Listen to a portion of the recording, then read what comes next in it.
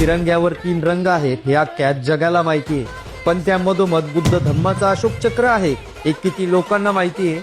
गांधीजींचा चरखा काढून तिथे बाबासाहेबांनी अशोक चक्र का लावलं? कारण ऐकलं तर अंगावर काटा येईल.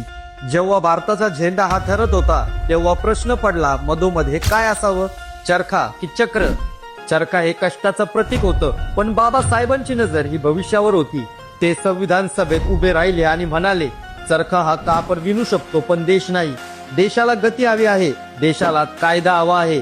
आणि म्हणून तिथे आलं सम्राट अशोकाचं चक्र, बुद्धांचं धम्मचक्र. का माहितीये का? कारण चरखा चालवायला हात थांबला की चरखा थांबतो, पण काळाचं चक्र आणि संविधानाचा कायदा हा कधीच थांबत नाही.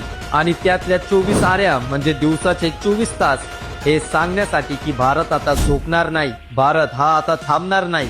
आज जेव्हा आपण झेंड्याला सेल्यूट करतो तेव्हा आपण फक्त देशाला मान देत नाही, तर त्या निळ्या रंगाला, त्या न्यायाला मान देतो जो बाबासाहेबांनी या मातीला दिलाय.